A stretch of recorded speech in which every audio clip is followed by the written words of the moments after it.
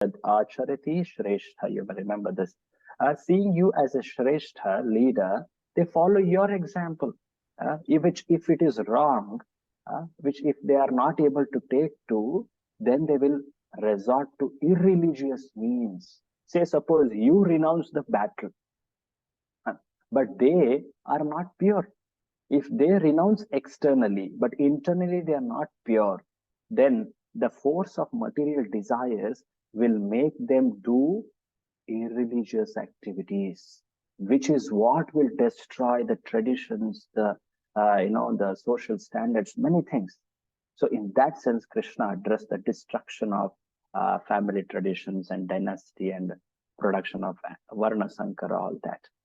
So, this we have seen. So now Krishna goes to address the another important section of third chapter. In fact, it is a question by Arjuna, which further is, and in reply to that, Krishna answers. So what is that question is important to know. Let us see that directly. This is 3.36. Arjuna Uvacha. Athakena prayuktoyam. Atukena prayuktoyam Papam charati purusha.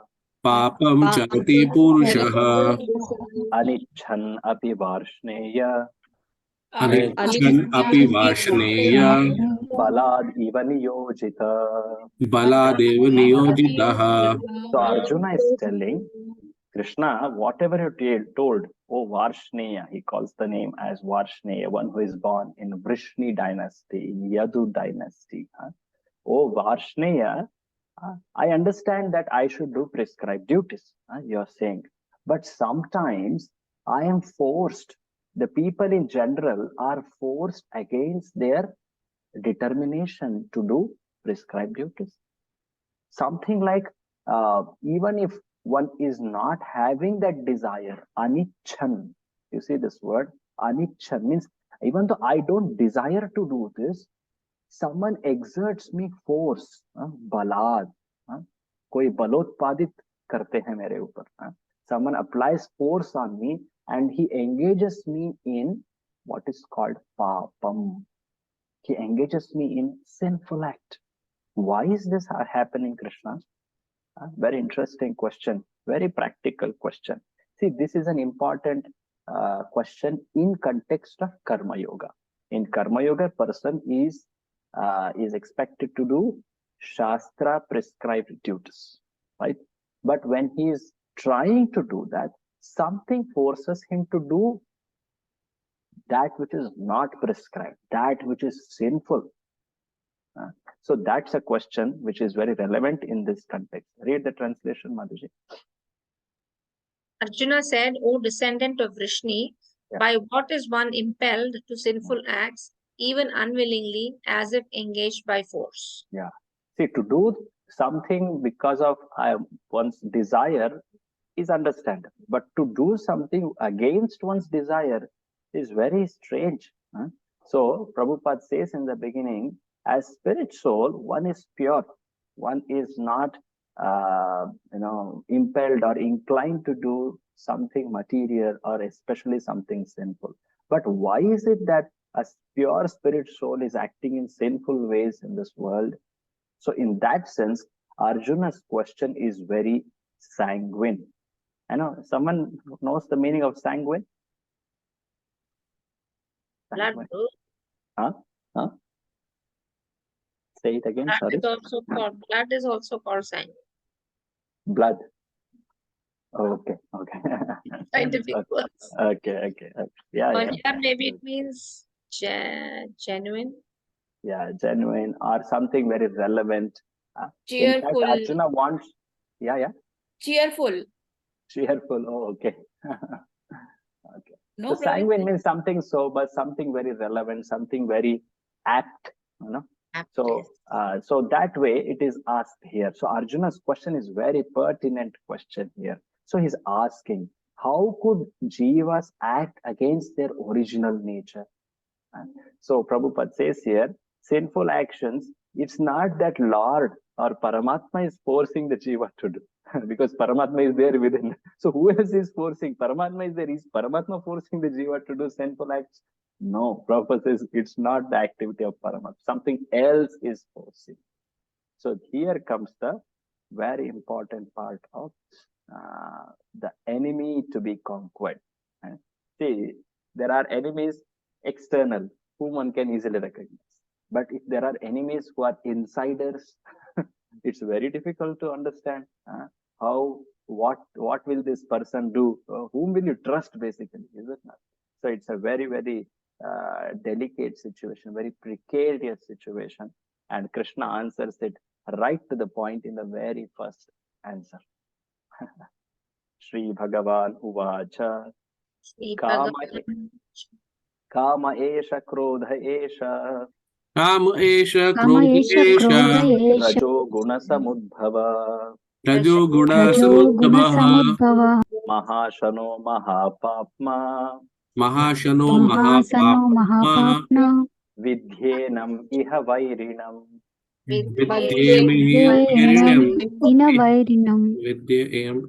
Often quoted shlokas of Gita, where Krishna directly points out, oh, that thing which forces you is actually kama. Kama in general, which is called as desire, but specifically here it means lust. Kama, which later becomes krodha, which is actually born of samudbhavaha. It is born of rajoguna. It's born of mode of passion. And some qualities are described. No? Mahashana. Can someone see the word-to-word meaning of Mahashana? All devouring. All devouring. Like, Ashana, Ashnati. Like, sometimes you hear this Patram, Pushpam, Palam, Toyam.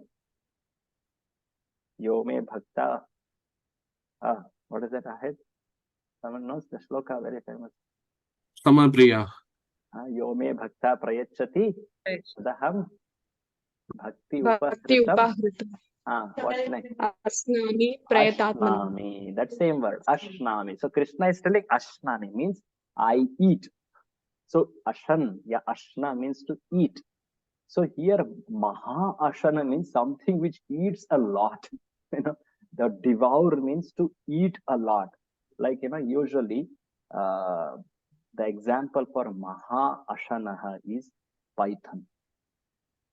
Python, Ajagar, a very big reptile. It's not poisonous, but it can sometimes even devour or eat up a big cow. Very big cow it can eat up. And very interesting thing about Mahashana, please note this and compare with the topic of discussion, because the topic of discussion is lust and it is explained as Mahashana. So the interesting thing about python is it eats and at the end it doesn't leave any trace of it. It doesn't even leave, like, say suppose a lion eats, it leaves the bones or it leaves the carcass, something it leaves out, right? But when a python eats, it doesn't leave anything left there. Nothing is left. It basically devours, swallows the entire thing. So with respect to lust, what it means? When lust takes over, it doesn't leave anything out. It doesn't leave anything sacred out. Very powerful statement. Krishna is showing by this how dangerous is this lust. When one falls into lust, at the end, when he realizes, where are those good qualities which I had earlier? Where are those determination, all that? So it's a very, very powerful enemy, Mahashana. And interesting thing, next adjective used is Mahapapma. What is Mahapapma means? Read the word to word meaning. Greatly sinful. Greatly sinful. When a person is attacked by lust, there is nothing sacred. It's a hard truth, but we see that in society. There is nothing sacred in front of lust. So sometimes in in the current day news, we hear how a person, when he's attacked by, when he's inflamed by the desires to satisfy lust, he doesn't see any proper relationship. So that is Mahapapma. A person may, there are words like incest and things like that, which are very illegal, very illicit relationships. Mahapapma. So Mahashana, Mahapapma. And interestingly, Krishna calls Vairinam, Vairi. In all local languages, this is there. Vairi means Enemy. enemy. So he's an enemy. So Kama, it has its adjective Mahashana, Mahapapma, and Vairi. It's a great enemy. Arjuna, you think the people who are in front are your enemies? Yeah, they are enemies. But there is a bigger enemy inside you. Take care of this. Deal with this. Defeat this enemy. Read the translation, please. The Supreme Personality of Godhead said, "It is lust only, Arjuna, which is born of contact with the material mode of passion and later transformed into wrath, and which is the all-devouring sinful enemy of this world." We can see in history so many incidents when a person who is of a greatly noble qualities, well charactered, but when he's attacked by lust, he loses so much of his.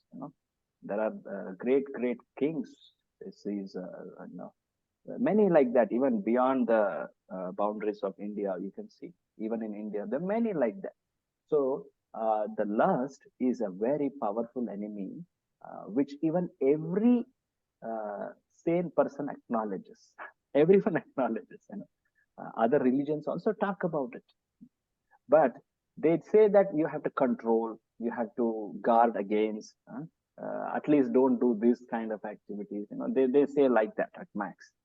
But in Vedic scriptures, especially in Bhagavad Gita, Prabhupada highlights the genesis, the origin of lust, how lust comes at all, first place.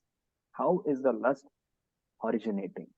So Prabhupada says here, read this highlighted part. The sense of love of God becomes transformed into lust, as milk in contact with sour tamarind is transformed into yogurt. Then again, when lust is unsatisfied, it turns into wrath. Wrath is transformed into illusion, and illusion continues the material existence. So here is the clear highlight of what is it that makes the lust originate. So this analogy is important to note. What is the analogy? There is milk, which we all know, which is very, very, very useful, given by the sacred cow. It's in fact nourishment for the human society. But when the same milk, it's mixed with a sour particle, it becomes curd. But its nature also changes when it becomes curd. It tastes different, it acts different. Milk may, there are certain natures which it increases in the body, and curd, it acts opposite. It's very different. So Prabhupada, he's taking this analogy. It's quoted in Shastras a lot. Chaitanya Charitamrita speaks about it. Sense of love becomes sense of lust. And going ahead, he also says how one should actually deal with this. See, when we know how it originates, then we can understand how to reverse that path and put an end to it. So Prabhupada says, because the lust is originating from mode of passion, one should actually not let the mode of passion degrade or develop. One should in fact make it mode of goodness. And that's a method. Theoretically, that's the method. So in our Shastras, there is a lot of description about this lust. In Chaitanya Charitamrita, it is described that when a person tries to satisfy his own senses, that is called lust. But when a person tries to satisfy the Supreme Lord's senses, that is called love. Truly speaking, love is only that which satisfies or pleases Krishna. And anything else which satisfies our own self, sometimes our own self or extended self, is lust in one or other form. So Prabhupada says, because the jiva is given independence, when that attitude to serve Krishna is wrongly utilized, it becomes transformed into sense enjoyment, then lust appears. So lust is actually originally a quality of the jiva, that is prema. But that prema becomes kama when the service attitude becomes self-enjoyment. So Prabhupada also highlights this. Lust is transformed into love. If it is transformed, then both lust and wrath can be spiritualized. So one should know this science. One should know where it is originating and try to reverse the direction. So lust and wrath, they can be employed in Krishna consciousness. How we can employ lust and wrath in Krishna consciousness? Any of you have any clue?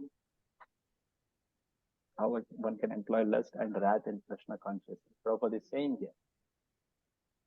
We read in Nectar of Instruction how to use anger in the service of the Lord, like Hanumanji used. Very good, very good. Yes, yes, yes. So like that, Krodha can be used. Actually, that is coming. There is one very nice poem by one Vaishnava Acharya who says, Kava Krishna Karmarpane Krodha Bhakta Dveshi Jani. Krodha should be utilized towards Bhakta Dveshis. Those who are envious of Lord and devotees. Like Sri Chaitanya Mahaprabhu became very angry towards Jagai and Madai, who were inflicting harm on Nityananda Prabhu. Like Hanuman became angry, as one of the devotees just now pointed out. Similarly, lust also. Lust is actually an intense flow of energy, but that energy is directed towards self-enjoyment. But what Prabhupada says based on that poem, Kama Krishna Karamarpane, that intense flow of energy, that drive should be utilized for Krishna Karma. It should be utilized to please Krishna. So one should physically engage in service of Krishna.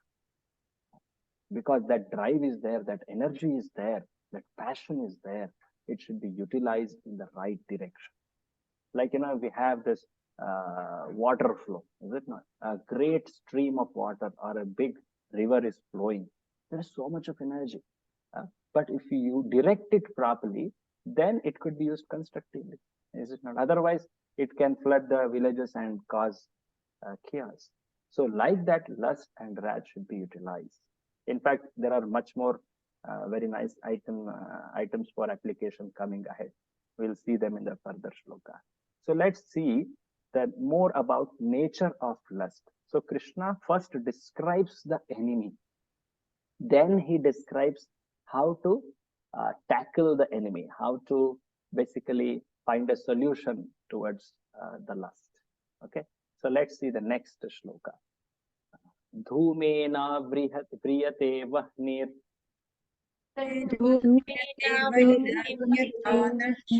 yatha darsho malena cha Yatha darsho malena yathol bena vrito garbhas yathol tatha tene damavritam. So we saw some qualities of lust before. Can someone please recollect? What qualities of lust or kama did we see in the earlier shloka? If possible, recollect the Sanskrit words. Otherwise, at least the English meanings.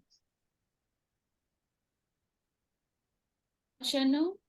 Mahashana, yes, all devouring. And then what else? Mahapapma, Mahapapma. What does it mean? all sinful. Great sinful, greatly sinful. Yeah, all sinful. And then finally, And Vairina. Vairinam, it's an enemy. Now going ahead, he says further. So this lust, it covers the jiva. It covers that. Actually, the jiva is it's purely spiritual, is it not? It's a spirit soul, atma. But this lust actually covers the jiva. How it covers? There are some examples given. Dhumena avriyate vahni. Vahni means fire. So dhuma means like we have dhoop. Dhoop means we offer dhoop, agarbatti. So dhuma means smoke. like smoke covers fire. That's first example. Then darshaya, darshanaya, darpana. That's another word, which is mirror. Like a mirror is covered by dirt or dust. And then lastly, garbha. Garbha means it's like a womb. Garbha. Exactly speaking, embryo. Yeah, the child within is called garbha. And ulbena, that's the word. That's the mother's womb, the place, the cavity in which the child is there in the mother's body. So these three ways: fire covered by smoke, dust covered, the mirror covered by dust, and lastly, third one, Embryo covered by womb. That's the way Krishna is explained. Read this. Someone else can take up reading. Thank you, Madhurya. Someone else, please. Yes, Can you be Prabhuji, a I bit can. louder, Prabhuji? You can't hear? Hare bol. I can hear, but it's little Little Okay, low voice, Prabhuji. yesterday. That's so. I don't know what's the reason. I'll keep it closer. Is it better? Yes, Yes, Prabhuji. Prabhuji. This is I have good. not made any change, but I somehow am not understanding. Anyway, I'll hold it closer. Please read the translation. Yes, Prabhuji. As Yeah. fire is covered by smoke, as a mirror is covered by dust, or as an embryo is covered by the womb, the living entity is similarly covered by different degrees of this lust. Yes. So these three actually they signify something. Very interestingly, the 3 degrees of covering, they signify something. The first one is fire covered by smoke. So Prabhupada says it's a very light covering. It's not very dense. It's a slightly covered, like smoke. Yeah. And with a little blowing of the wind, you can ward off the smoke and make the fire brighter, is it not? So that is compared to a consciousness like human beings. In human body, human consciousness, one can actually uncover the spiritual nature of the soul. In the second one, which is told as the mirror covered by the dust, so that is compared, Prabhupada compares it to the birds and beasts. Little more in terms of covering.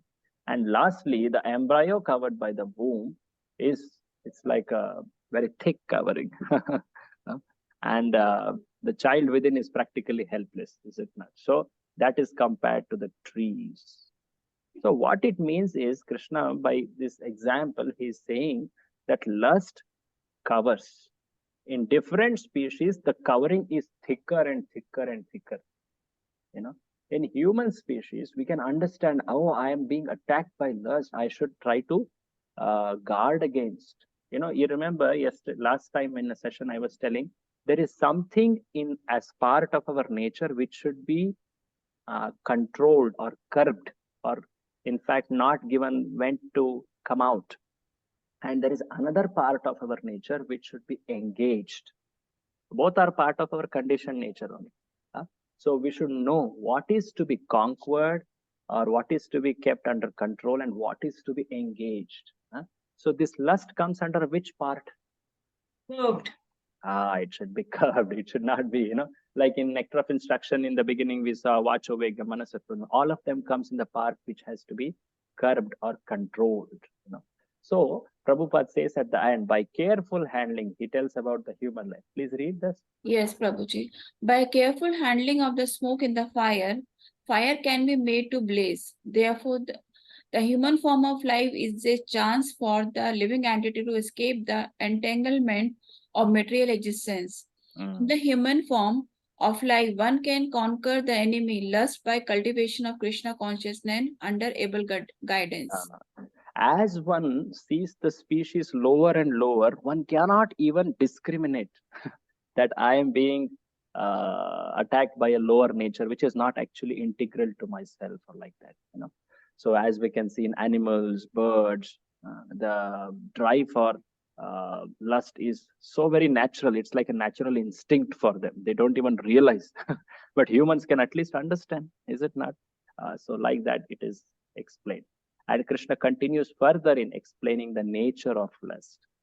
Avritam jnanametena Avritam Avritam jnanam Anino Nitya Vairina Jnanino Nityavarina Kamarupena Kaunteya Kamarupena Kaunteya Dushpurena Nalena Cha. Dushpurena Nalena Cha. So we saw three qualities earlier in the first shloka today of lust. One is Mahashana, all devouring, Mahapapma, greatly sinful, and thirdly, it is enemy, very clear. And in the shloka before, we saw lust covers. In various degrees, it covers. It covers the actual nature of the soul, like that. Now, in this shloka, someone has a question? Yes, Prabhuji, the lust is from the mode of passion. Is anger also mode of passion, or is it mode of ignorance? It goes to mode of ignorance. In that purport we saw, Prabhupada explains, lust is born of mode of passion, but when it degrades, mode of passion to mode of ignorance, that's where you will see anger arising. And when a person is in anger, practically he doesn't understand what's there, and he acts practically out, anyway, madly. That madness is a symptom of ignorance. Okay. Yeah. So there are further qualities coming here of lust. So lust, it doesn't just cover, it gives a false knowledge. It makes one understand the reality wrongly. It gives a wrong vision to the world. It makes a person think everything is for my enjoyment and I should just go after it, grab it, no matter what is the means. So Prabhupada in the shloka, Krishna says, Jnanino Nitya Vairina. It is not just an enemy for, say, some period of life, some time. No, it is Nitya Vairina. How long? It is till the time the soul goes to spiritual world. It is an eternal enemy. It's not the eternal in the sense that it is always there for the soul. It means that when the soul goes to spiritual world, then only he is freed from this material contamination, especially when a person develops the love to the pure love to the Supreme Lord, unconditional love to the Supreme Lord. So even a learned person, as long as he doesn't attain spiritual world or the pure unconditional love for Lord, he has to be very, very, very cautious about this. And then Krishna says some more aspects. Dushpurena. Dushpurena. Dushpurena. Can someone see the translation of it? Word-to-word meaning of it? Never to be satisfied. Never to satisfy. Never to be satisfied. And for this, Prabhupada gives, and in fact, Krishna himself has given example. How much can it not be satisfied? Okay, maybe I give into it, then maybe it will be satisfied. No, just like fire cannot be satisfied by pouring any amount of fuel, similarly, lust cannot be satisfied by any amount of following it or engaging in as it demands. So Prabhupada translates this. Please read. Thus the wise living entity's pure consciousness become covered by his eternal enemy in the form of lust, which is never satisfied and which burns like fire. So very clearly the nature of lust is given in the Shastras. See, the people of the world, they speak so many things about the world. But when it comes to talk about certain things like this, they feel, hey, they should not be spoken. It should just be, something, it should not be spoken in public, or, they don't want to speak about it. But the Shastras, they clearly bring out the lower natures of the soul, jiva, so that they understand, hey, this is something I have to really deal with it. So they always speak about such enemies like kama, krodha, envy, matsarya, like that. So here, the quality of never satisfied is coming. And the example Prabhupada gives here. So please read this highlighted part. Lust cannot be. Lust cannot be satisfied by any amount of sense enjoyment. Yeah. Just as fire is never extinguished by a constant supply of fuel. So in the Shastras, especially in Srimad Bhagavatam, there is one story which comes in 9th canto of Srimad Bhagavatam. The story of a famous king who was actually a king much earlier to Krishna, called Yayati. Very famous king. And he says, after living a very long life, after living a life of great comforts, greatly religious life, it was not that he was following some irreligion or no, but very materialistic life, very religious, very materialistic, in the sense that he engaged in lust for long time. Even when he got cursed that he will lose his youthhood, he somehow managed to get youthhood from one of his sons, and he continued his enjoyment. At the end, he says the very same conclusion which Krishna is saying here. He tells that this lust, I tried to engage so long, so much, but nothing satisfied me. Because you see, very interestingly, as Prabhupada gives that example, the soul is spiritual by nature. But how can a spiritual entity be satisfied by material enjoyment? It's a very incompatible activity to the nature of the soul. So lust cannot be satisfied. Like a fire which blazes. As much you fuel you put, it increases more. In fact, there is no end to that, is it not? So people, you will see, that's why those who are very addicted, there are addictions of various kind, addictions towards sex maniacs, they call. They become such an addict that they go into such a depression. One cannot understand how to properly compose himself, act properly. He loses the very purpose for living. So people resort to all kind of means to increase this fire, and this is considered as advancement in current society. You can see that.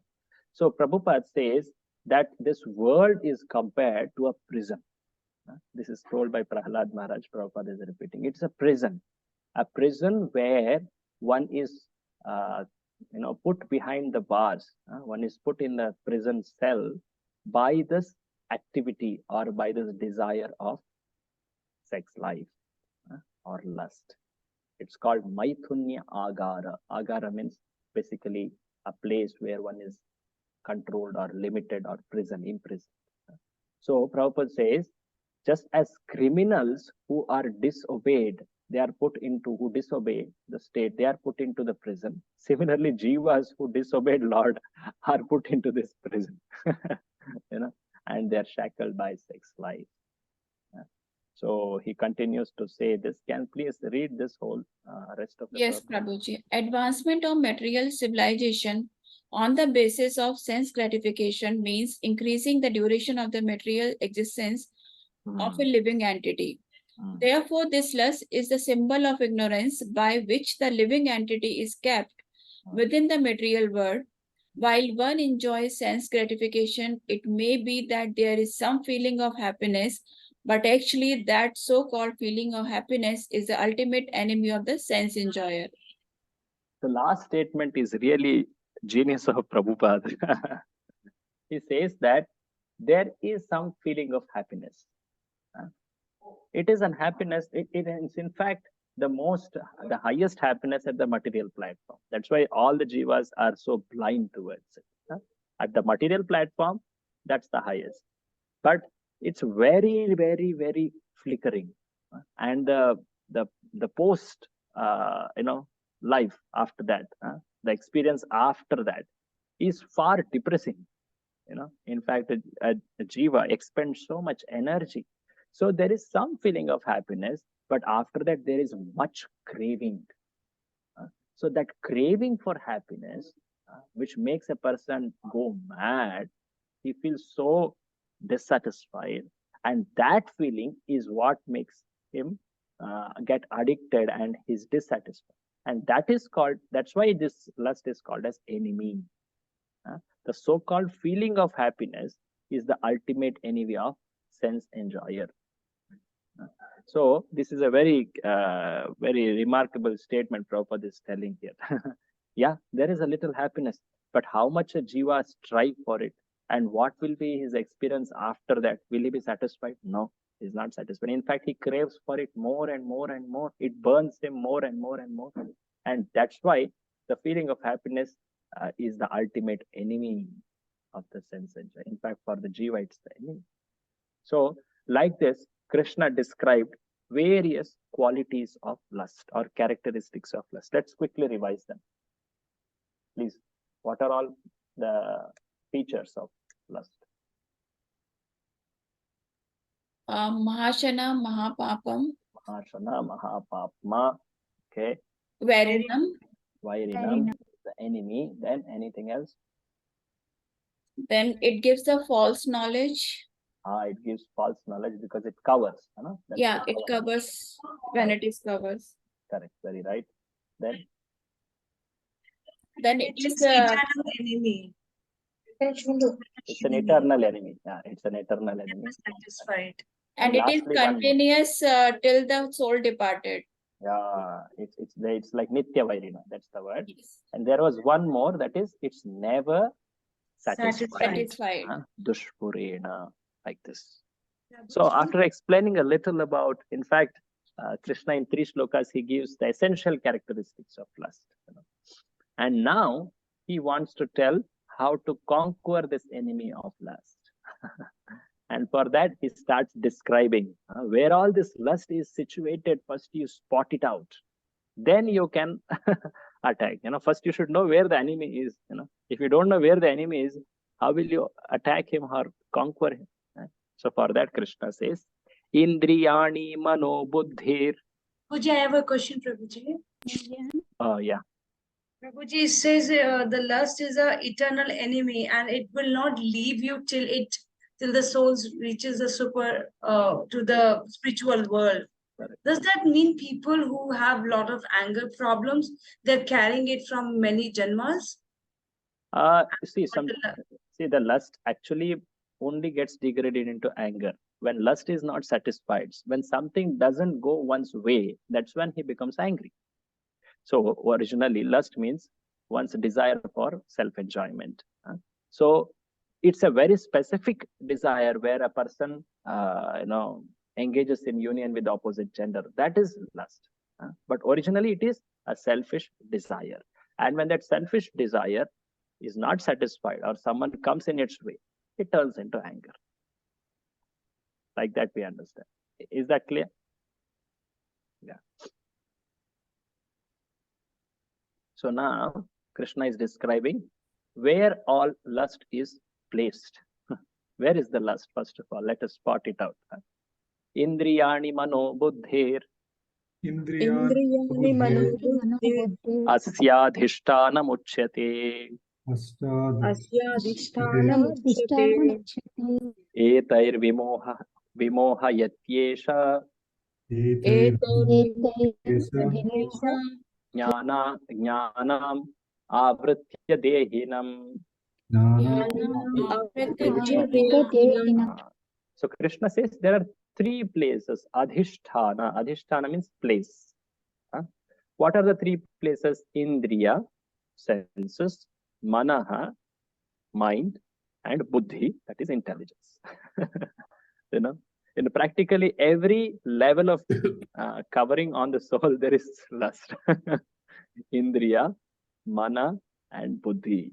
Read the translation, please. Can anyone take the chance? Yeah, please. Someone else. I can do, Prabhuji. Yes, Prabhu. Yes. The senses and the mind and the intelligence are the sitting places of the lust, of this lust. Though them lust covers the real knowledge of living entity and bewilders them. So the senses, which are like the most external to the soul, and then there is mind, which is subtler, and intelligence, which is far subtler, which is the closest to the soul. So in that sense, the lust is placed in all different level of proximities. So please read the highlighted part. The enemy. The enemy has captured a different strategic position in the body of the conditioned soul. And therefore, Lord Krishna is giving hints of those places so that one who wants to conquer the enemy may know where he can be found. Very interesting, is it not? So Prabhupada, in the purport, he highlights about where all this lust is situated. What is the nature of each of this? So in the sense of, it is first situated at senses, is it not? So the senses, let us see that. The senses, in the slide it is shown as Jnanendriyas, the 5 senses, that is eyes, ears, nose, tongue, and skin. But in general, it can even go to Karmendriyas also, both the types of senses. The senses which are most external, there one can see the craving for lust. And then the mind, it has thoughts of lust. See, how do we know that senses are the sitting place of lust? Immediately when there is sense object in front of senses, then one feels attracted. Say eyes, nose, many ways lust could be aroused. Is it not? Nowadays, lust is aroused in what not, in every way. Is it not? And then mind, even when the object of sense is not there, the mind imagines. It brings back, it imagines, yes, you had this experience of lust. And that's where you'll again fall into the trap. So that way mind is also. And intelligence, in fact, it plans to execute the desire of lust. Prabhupada tells about it in the purport as a lusty intelligence. You see this. He tells about intelligence being the next door neighbor of the soul. Intelligence is very close to the soul. In fact, by intelligence, one can understand about soul a lot. That's why it's told as immediate next door neighbor. And if the intelligence gets attacked by lust, a lusty intelligence influences the soul to acquire false ego and identify itself with matter and mind and senses. So in that sense, at every level of the soul's existence, be it gross, physical, or be it subtle, that is mental, or be it even intellectual, every level there is the attack of lust in various degrees. And Prabhupada, he tells about what effects it makes because of identifying oneself with the body, which is a product of lusty intelligence. One starts thinking, oh, this body, which is made up of this skin, this 3 dhatus, all this is mine. The people which are connected to this body are mine. He considers his place of living as very worshipable. So all this Prabhupada explains in this. So the purpose of Krishna speaking, the sitting places of lust, that is senses, mind, and intelligence, is to know the place where the enemy is residing and start to try for solutions at all these levels. One cannot just curb the lust by acting at the level of senses. We have seen so many examples who have just somehow restrained senses, but because they have not engaged their mind properly, again they will fall into this attack of lust. So many examples like that. So Prabhupada, the purpose of Krishna speaking out is to try for solution at all levels. But how do we try? Can I try to control my mind? Very subtle, very difficult. Intelligence, it's far subtler. I can only think, but thinking also is coming from that same intelligence where lust is sitting. So how can I try to handle this enemy, attack or curb this enemy? So Krishna says, start from senses. Tasmat tvam indriyanyadau.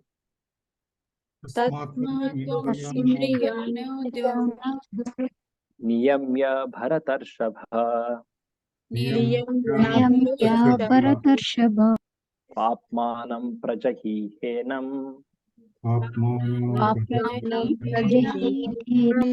Jnana vijnana nashanam. So start, therefore, Arjuna, because I now told you where lust sits, where all your enemy is placed. But you start from indriyas. Indriyani adau. You begin from indriyas. You start restricting your senses. Be very cautious, conscious of where your senses are acting. Where are they engaged at?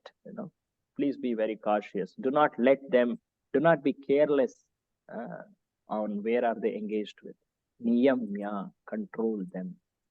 Otherwise, this lust, it is so sinful that it can destroy your knowledge and realization. Jnana and vijnana nashanam. This is also another quality of lust. It destroys one knowledge and one's realization. Please read the translation, Prabhu.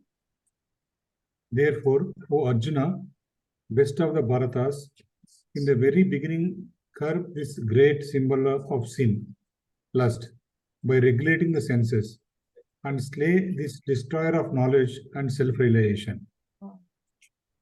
So, Krishna in future is going to say in 7th chapter and one of the shlokas ahead also, where he says that activity of union of a male and female for the purpose of creating a progeny according to the religious principles, sacha kama, dharma aviruddha kama asmi. He says that word. So kama becomes sinful only when it is not controlled. So that's why Krishna is telling here it has to be regulated. In fact, earlier I also discussed about how to dovetail that energy, that drive of lust towards serving Krishna. Kama Krishna karmarpane. Is it not? So one should start controlling this kama at the level of senses to start with. So that is what Prabhupada is translating here. So in the shloka it came jnana and vijnana, which are destroyed by lust. So Prabhupada explains what does it mean. Read this, Prabhu. Jnana refers. Jnana refers to knowledge of self as distinguished from non-self. In other words, knowledge that the spirit soul is not the body. Vijnana refers to the specific knowledge of the spirit soul's constitutional position and his relationship with Supreme Soul. So jnana means to understand that we are not this matter, we are not this body. And vijnana means to understand a specific relationship of the soul with the super soul, with the Supreme Lord, Bhagavan, that rasa, that is vijnana. Both are destroyed by the attack of lust. So Prabhupada tells a little more about it. Can you read this highlighted part? When love of God iterates into the lust, it is very difficult to return to the normal condition. Nonetheless, Krishna consciousness is so powerful that even a late beginner can become a lover of God by following the regulative principles of devotional service. So, from any stage of life or from the time of understanding its urgency, one can begin regulating the senses in Krishna consciousness, devotional service of the Lord, and turn the lust into love of God, the highest perfectional stage of human life. Very, very hopeful statements here, Prabhupada writes. Krishna consciousness is so powerful that even a late beginner can also become a lover of God by following the regulative principles of devotional service.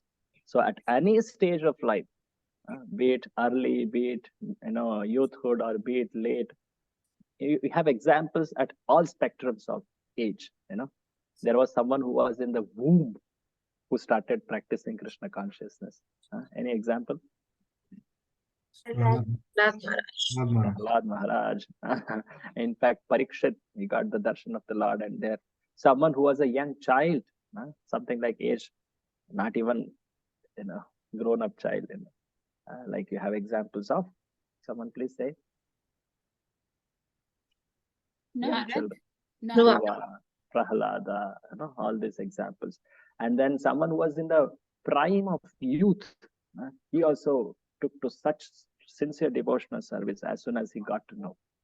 The example given is of Bharata, who was so intense devotee that at the prime of the youth for the Krishna consciousness, he took to renunciation at that point. And later someone who was old, was very old, he also took to Krishna consciousness. He began his Krishna consciousnness at old age. Anyone knows? Sorry, say again. Dhritarashtra. Dhritarashtra, yes. Dhritarashtra is another one example. Yeah. King Yati. Yati also, yeah, yes. Like this, you can see so many examples. Even one who is on the deathbed also, he realized that he also took. He had just few moments before his death. Like we hear the example of Khatwanga. One of the purports Prabhupada told about it in just now, whatever we have seen. So no stage of life is unfavorable to take to devotions. In all stages, people have taken and have attained perfection and have shown that example to us. It is to give us that hope.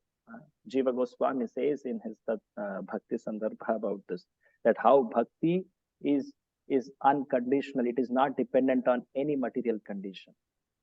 One need not say that, oh, if only I had taken to Bhakti at an early age, I would have been at an advantage. Okay, if it would have been, it would have been nice. But we can never expect like that. It's a causeless mercy, you see, is it not? So whenever we have gotten, wherever we have gotten, let us take to that sincerely. So Prabhupada is telling that is the real solution to lust. You know, you may know this story. I don't recollect in its entirety. There was a question to Birbal by Akbar that he was stuck. There was some discussion about lust only, and he was telling when a person becomes old, this desire for lust will go away. It is only there in the youth. And if you know this story, Hare Krishna. So there was some discussion like this, and Akbar asked this. No, I think with the age, this desire, this passion will go away. That's what Akbar was saying. Birbal told no, and Akbar was arguing, and Birbal told, I will tell you. I will show you the answer. I will explain you the answer later. And after some time, Birbal, he called for Akbar because one of Akbar's very close person was about to die. And this time Akbar was called by Birbal, and he specifically told Akbar that please bring your daughter. So that daughter was there. And when Akbar came with the daughter, and this man was practically on deathbed. And Birbal was sitting next to him. Akbar was seeing him, and the daughter came. And this man, you can see this actually practically in society so many times. People become very, very interested, curious. So this old man started observing that girl, young girl. And Akbar could clearly understand that the vision, is it not? That vision was lust. And Birbal told, now you understand why I told. So it is not that lust dies with the age, it dies with this particular material body. It continues life after life after life until we realize this Krishna consciousness in full.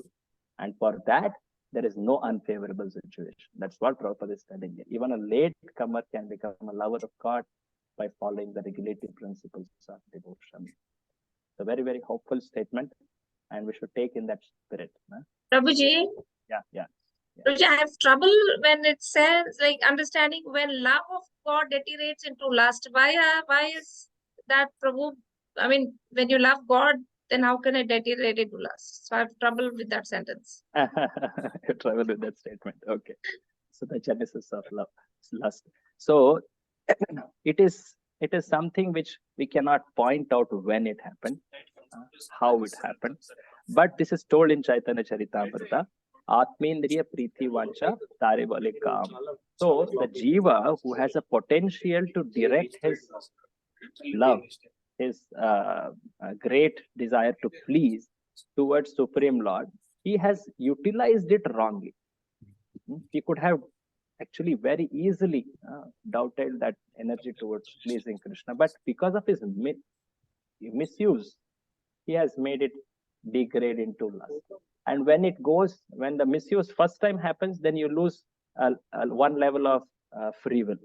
You have free will still, but that lust takes over. It starts controlling. It becomes a slippery slope. It becomes more and more controlled. One becomes more and more controlled. So that degeneration is explained when one says that love of God turns into lust like that. That's very hard to say when it happened, how exactly happened. There has been a lot of discussion, especially at the Vedanta level, about it, how Jiva fell into this world, how this love transformed into, degraded into lust. But yeah, we understand it in that way. We can see by the solution also. That's why that intense drive for fulfilling that energy flow, it should be driven, it should be turned towards pleasing Krishna. That's the solution drawn from that. Little helpful? Yes, Prabhuji. Thank you. Okay. So Krishna now tells, he told about the places of where lust is situated. Now he further says, Arjuna, a jiva should understand. What he should understand? He should understand that he's far above this bodily reality. He's far above this mental reality. It is a reality because it's covering the soul. But the soul is far, far superior to this. So when one understands the superior position, the spiritual position of oneself, then one can easily rise above lust. One can transcend the lust. Indriyani paranyahur. Indriyani paramindriyam. Indriyebhya param manaha. Indriyebhya paramanaha. Manasastu para buddhir. Manasastu para buddhi. Yo buddhe paratastu sa. Yo buddhe paratastu saha. So Indriyas, they are superior. Para means superior here. So they are superior. They are superior to what? The general gross body. So the senses are superior to matter or sense objects. Knowing this, the senses should be not much affected by sense objects. So the mana, the mind is superior to senses further. So knowing this, mind should not get dragged down by senses. And what is above mind? Manasastu para buddhi. The intelligence is far above mind. So knowing this, one should not let his intelligence dragged by mind. See, usually what happens in lust, when a person has a sense object in front, the senses drag the mind drags the intelligence, and intelligence drags what? What is left? The soul. Is it not? Last time we saw soul is dragged down by the intelligence. So, but one should know that the one who is placed above, one who is superior, he has far higher strength. See in this hierarchy, which is shown in the side.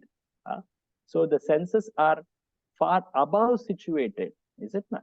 And above the senses is mind. Above the mind is intelligence. Above the intelligence is soul.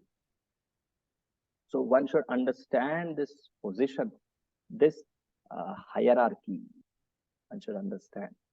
And Krishna is urging that you are capable.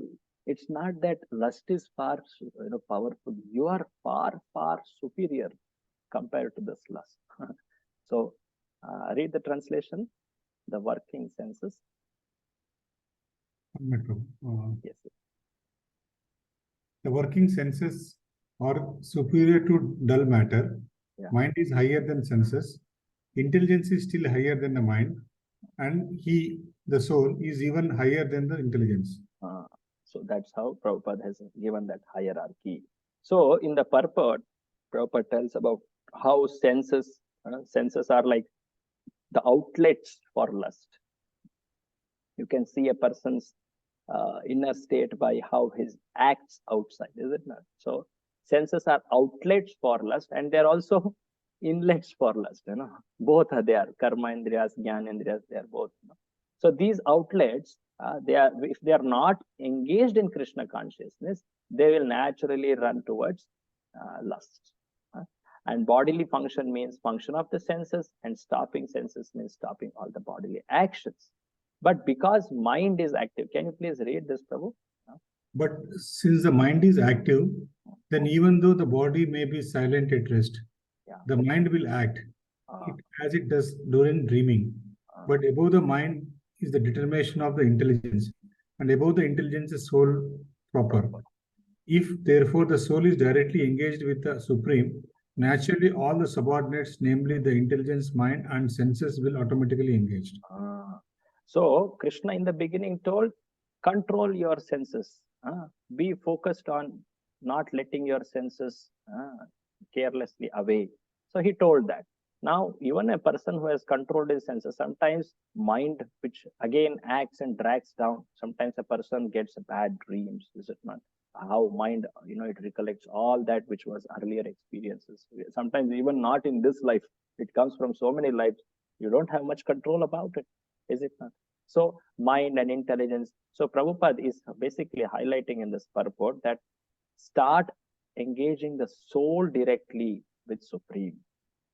That's the root solution. The immediate solution is engage the senses properly. Be cautious about their engagements. The root solution is the actual solution. The real solution is to engage the soul in the service of Krishna. So how to do that? Prabhupada says little below. Yeah, please read this. The soul is above all. The soul is above all, namely the sense objects, the senses, and the mind and the intelligence. Therefore, directly understanding the constitutional position of the soul is solution of the whole problem. Whole problem. So how to do that? How to do that is Prabhupada telling. Actually, one should try to work at each level. Begin with senses. Then also engage mind, intelligence, and soul. So how to do that? Prabhupada is telling in the last paragraph of this purport. So please read this whole paragraph. With intelligence. Intelligence, one has to seek out the constitutional position of the soul and then engage the mind always in Krishna consciousness. That solves the whole problem.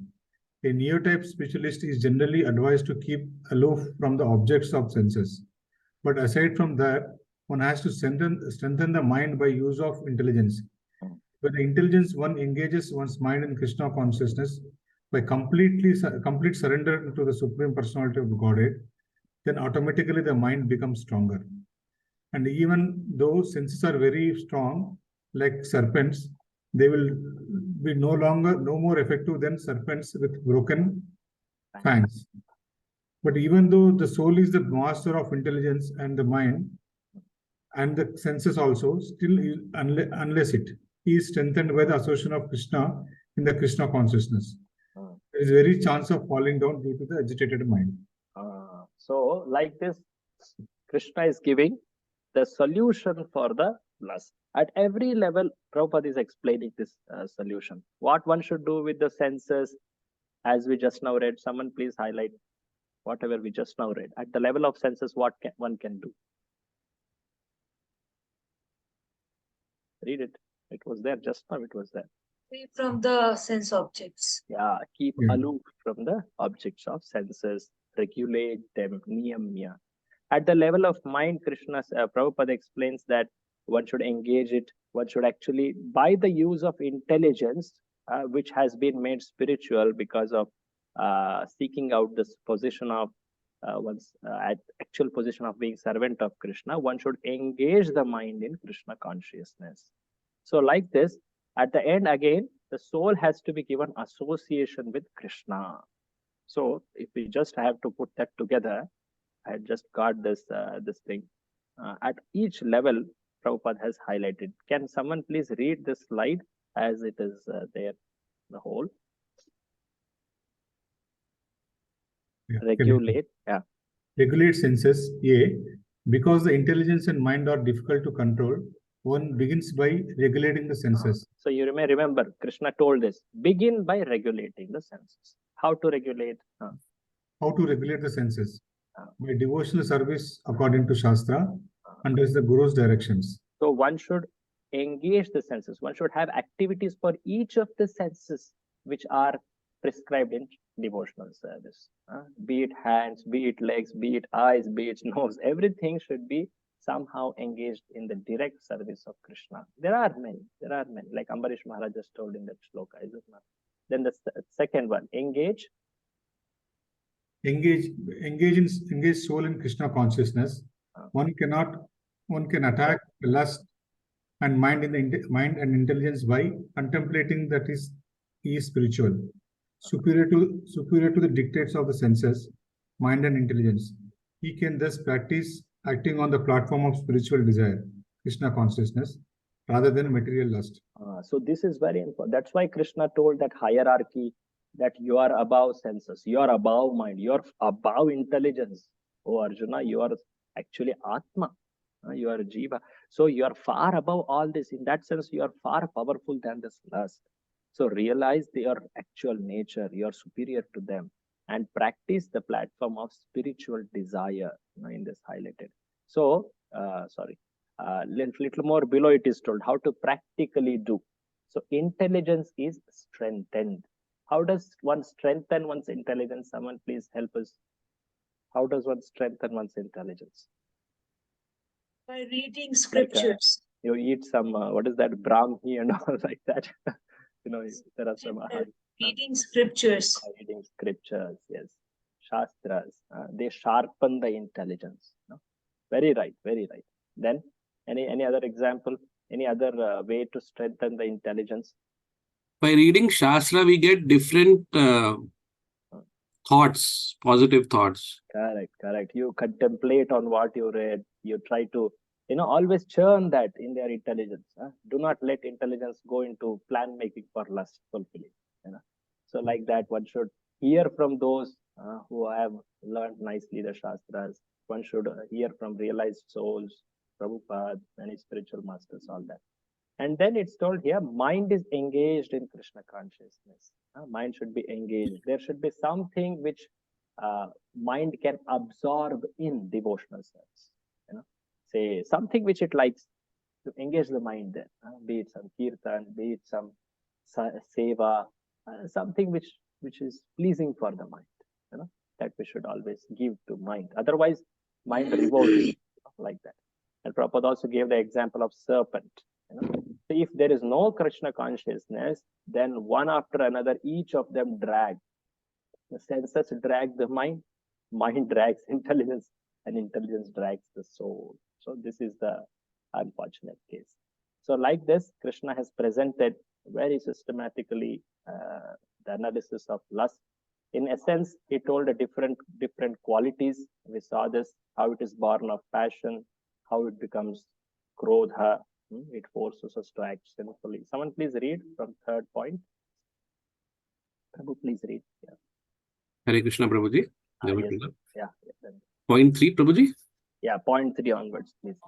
Point 3 forces us to act sinfully. 3.37. Fourth, all devouring greatest enemy of living entity. 3.37. Covers the living entity's pure consciousness as smoke covers fire, mirror covered by dust, embryo covered by womb. Lust is never satisfied, like fire. 7. Sitting places of lust, senses, mind, and intelligence. 8. Covers jnana, knowledge, and vijnana, self-realization. 341. These are the characteristics, and just now what we saw was the conclusion or the way to control or conquer this lust, how to fight lust like that. At the end, Krishna gives a conclusive shloka on rising above lust. Evam buddhe param buddhva. Evam buddhe param buddhva. Samstabhyatmanam atmana. Samstabhyatmana atmana. Jahi shatrum mahabaho. Jahi shatrum mahabahu. Kama rupam durasadam.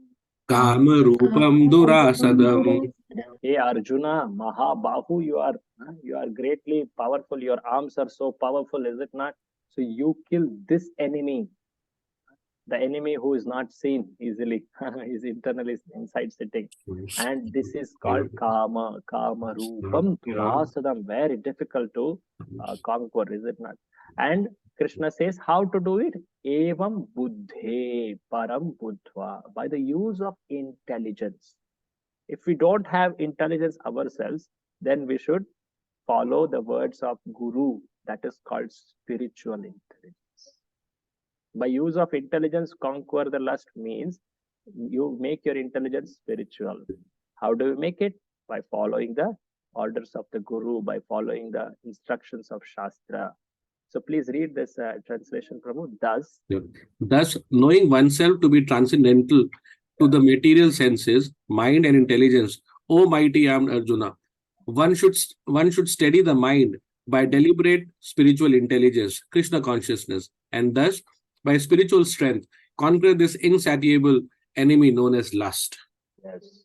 So Prabhupada in the purport, he tells that he actually basically, as we saw earlier, the last purport of that chapter usually summarizes the chapter. So Prabhupada, he summarizes the chapter. He says the third chapter is actually directing one to take to Krishna consciousness. And the third chapter is called as Karma Yoga. In one of the purports, Prabhupada told if one really masters Karma Yoga, he takes to Krishna consciousness fully. He told in one of the purports here. So summarizing it, he says from here, please read this in the material. In the material existence of life, one is certainly influenced by propensities for lust and desire for dominating the resources of material nature.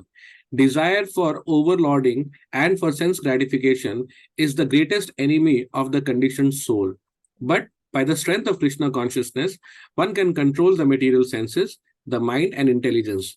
One may not give up work and prescribed duties all of a sudden, but by gradually developing Krishna consciousness, one can be situated in a transcendental position without being influenced by the material senses and the mind. By steady intelligence directed toward one's pure identity, this is the sum total of the chapter. So Prabhupada is giving a summary in that sense. No amount of other methods can help one rise to the spiritual platform, especially above the lust. So this third chapter had many wonderful points. Let's quickly again see what all did we study in this chapter. So in the beginning, Krishna spoke about how working in devotion, that is Karma Yoga, is superior to renunciation of work, that is Jnana Yoga. And then he told, okay, if one is not having that detachment or knowledge, still one can take Karma Kanda and rise to Karma Yoga. That was told in the next 7 shlokas. And after which, Krishna told, even if one has detachment or knowledge, still one should continue doing duties for the sake of setting proper example. That was described in the middle section, 17 to 35. And lastly, the greatest obstacle for a Karma Yogi, which is lust, was described, and how to fight or conquer it was described also by Krishna in the last section. So this concludes third chapter. So any of you have any comments or question before we also wanted to do today fourth chapter a little. So any of you have any comments or questions? Hare Krishna. It's a very practical chapter, third chapter. Second chapter had a lot of abstract concepts.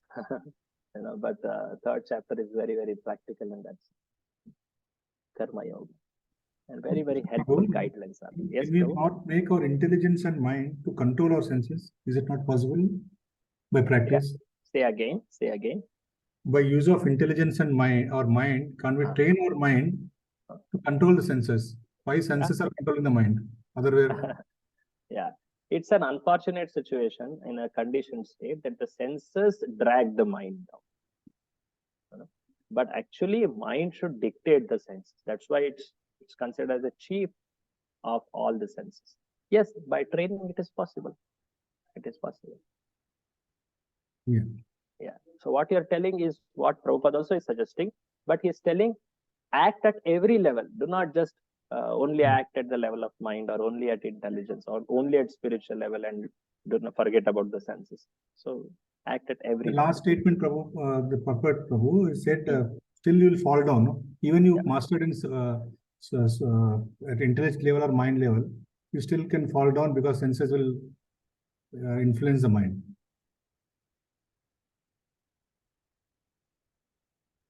In this last purport?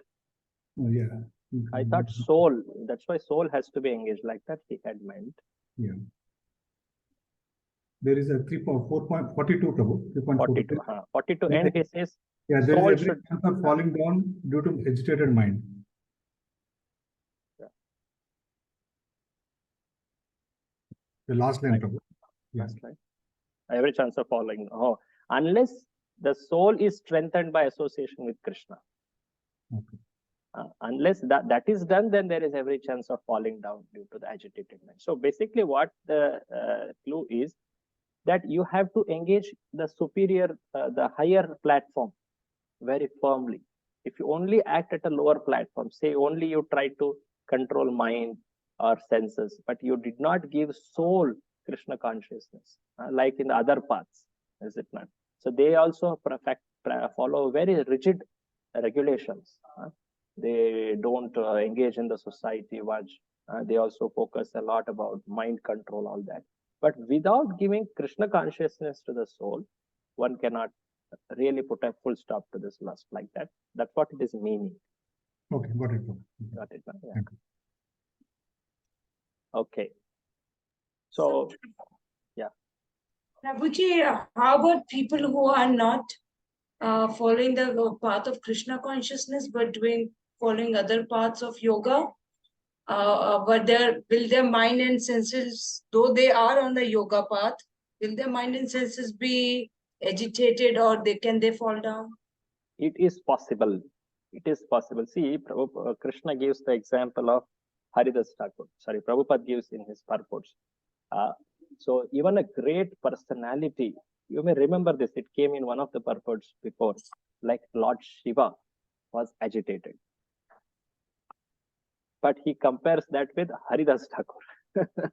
I think in the last session only we discussed this. Yes, So the point is, there may not be such a intense test for one following other paths, and they may be continuing, and we respect because they are following some method which is prescribed in the Shastras. It's fine. No? We are not saying that they will surely fall like that. We need not say that part. But the point is, this method of controlling the lust is most effective. It is like a guaranteed in that sense. So when one is tested to the extent like Haridas Thakur, one cannot imagine, is it not? It's very difficult. In that sense, we should understand the solution given by Krishna consciousness is far effective. So people who are following other methods, they are also very greatly renunciants, vairagis. There are many like that. So they are following it because they follow that rigid lifestyle. They abstain from so many worldly engagements and things like that. They follow. But you will also interestingly see the person like Srila Prabhupada, who was very much in the world, in the sense he was traveling, he was meeting all kind of people, and yet he was having that great energy to serve Krishna, and he still lived a very pure lifestyle. This is something which only devotee can do. Very much in the world, yet live a very pure lifestyle. This is the great benefit of Krishna consciousness. We have seen people who are in Krishna consciousness also fall down, and their old pravritis come back, Correct. their old conditioning come back. Correct. Are these does that mean there's no fault in the system or the process, but the fault is there in their pursuing it? Or Correct. You are saying it right. So when we don't follow the Shastric directions, when we don't engage, and when we compromise, and when we neglect, then we see the very effect of not following. It has happened many times. It has happened even among the devotees of Krishna. When they little neglect, they become careless. It's possible. Yeah, like that. But someone who very sincerely follows, there is always a great benefit given by Krishna in that sense. I know what to talk about benefit. Someone who failed to follow, Krishna elevates him again back. That is something very starking, in path of Bhakti. Okay, someone could not follow. It's very difficult for conditioned soul. He fell into it. But Krishna immediately elevates him. I will tell you this example of Bilva Mangal Thakur. The Bilva Mangal Thakur, Srila Prabhupada tells the story, how much he was addicted. He was, on the day when his father died, he did not want to do the final rites of his father's body because he was so attached to a lady. And when the very same lady told, actually the Guru told through the mouth of that lady, Chintamani, he became awakened. And later he took the resolve to take to Krishna consciousness. Again, he was overcome. You see, one who has taken a great resolve to practice Krishna consciousness, again he was overcome by lust. It was accidental, but he understood, no, I think I need to somehow, do away with it entirely. So he took that resolve, and of course, he took out his eyes in that sense We need not take to that kind of a step. But the point is, Krishna helped him. He had a great determination to serve Krishna. Can someone imagine to do that without having that great desire to serve Krishna? So later, Krishna himself came and he gave him spiritual eyes and he played with him. Many, many wonderful poems he has written, which Chaitanya Mahaprabhu loved to recite. Krishna Karnamrit, like that. So the point is, the power of Bhakti Yoga is far superior. That should be acknowledged. And those who are following the path of controlling lust by various methods, we respect them. There is nothing to deride about them. But we know what is the actual strength of devotional service. Okay, thank you. Prabhuji, that is because we are following the path of bhakti. We understand if we should engage our senses and mind in Krishna consciousness. But how about other people? Other people, how do they understand this? How to control their senses and mind? So somebody may understand it that, okay, if I engage, if I leave, if I let the senses be without guard, then I will fall into. So they may control it in that mechanical way, just at the level of soul, the level of mind. As Prabhupada's last statement was there, which Prabhu was talking about. Unless the soul is given the association of Krishna consciousness, even a mind can drag it down. Even whatever amount of sense control one may have, it can be dragged down. So they are acting at the level of different platforms, which are also necessary. Okay. Okay. So let us go towards the 4th chapter.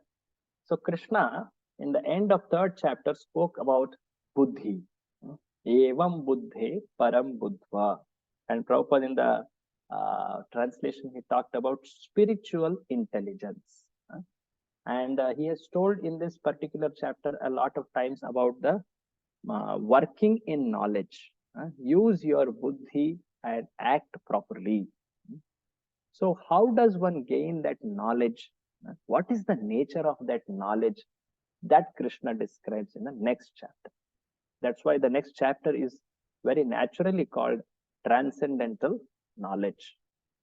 Traditionally, it is called Divya Jnana Yoga. It's a jnana, but it's Divya Jnana. It's not a jnana which leads a person, which Krishna is concluding towards renunciation. No. Krishna is concluding to act in this world at understanding this knowledge. So this knowledge, Krishna describes in this chapter. There are 3 sections to it. We will see them. But I request someone, please, maybe another devotee can take the turn to read. Please read this summary which is given in this box. Someone please volunteer to read. I'll read, Prabhuji. Transcendental knowledge, the spiritual knowledge of the soul of God and their relationship is both purifying and liberating. Such knowledge is the fruit of selfless devotional service, Karma Yoga. The Lord explains the remote history of the Gita, the purpose and significance of his periodic descents to the material world, and the necessity of approaching a guru, a realized teacher. So the fruit of devotional action is this knowledge, which will be described in this chapter. So let us go. Krishna speaks without even prompted by Arjuna's question. There are few chapters where Krishna speaks directly without being prompted by Arjuna's question. One is this. There are few more ahead. So it directly starts. Shri Bhagavan Uvacha. Shri Bhagavan Vacha. Imam Vivasvate Yogam. Imam Vivasvate Yogam. Proktavan Aham Avyayam. Proktavan Avyayam. Vivasvan Manave Praha. Vivasvan Manave Praha. Manurikshvakave Bravit. Manurikshvakave Bravit. So Lord starts telling about this knowledge specifically. He says, this knowledge, Arjuna, I have spoken it earlier, long back. And that lineage is explained. In one sense, this shloka tells about history of Gita, how it began, how long, how old this knowledge is. He starts telling, I spoke it to first, Vivaswan, Vivaswate, Proktavan, I spoke. Aham Proktavan, I spoke this knowledge.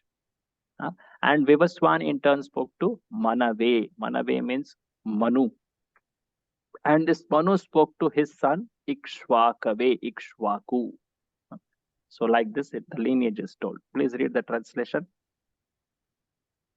The personality of Godhead, Lord Sri Krishna said, I instructed this imperishable science of yoga to the sun god Vivaswan, and Vivaswan instructed it to Manu, the father of mankind, and Manu in turn instructed it to Ishwaku. Ikshvaku. So Prabhupada tells, please read the highlighted part. The history of Bhagavad Gita traced from a remote time when it was delivered to the royal order of all planets, beginning from the sun planet. Sun planet. So if you carefully note, these are all great kings. These are all great administrators. Like sun god is one of the chief devata who is taken the role of administration in the universe. Is it not? Only because of sun does so many things happen in this world.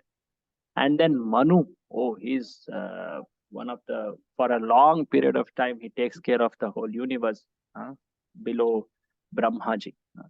In one day of Brahma, there are 14 Manus, and there is this description which comes in Srimad Bhagavatam. And Manu in turn, he has his sons.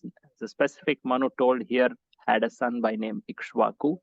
So he is also a great king, and from him starts the lineage of the Sun dynasty, which is called Raghukula, in which Lord Ramachandra came. So why is it that the kings are chosen to speak this knowledge? So Prabhupada explains it further. Read this.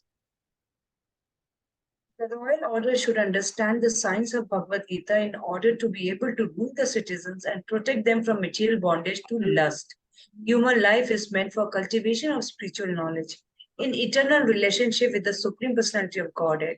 And the executive heads of all states and all planets are obliged to impart this lesson to the citizens by education, culture, and devotion. So the kings, because they are ruling the citizens, they have that greater authority, and they can engage the citizens in general for cultivating Krishna consciousness, spiritual knowledge. So very interestingly, this statement is something very nice. The kings or the executive head should impart this lesson to the citizens by three things, Prabhupada says: education, culture, and devotion. All three are important, Can someone say, how does, let us say little more practically, how does the movement established by Prabhupada is giving this lesson of Gita through education? Please, here, all of you can speak whatever understanding you have. By education, this lesson, this Bhagavad Gita principles, how by education this is imparted? What all forums of education are there? Any of you? Yes.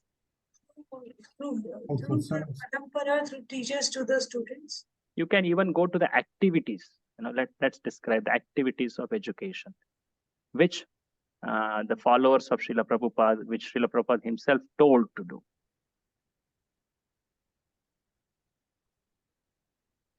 Like, for example, Srila Prabhupada told, do book distribution. Is it not? So that is to give education.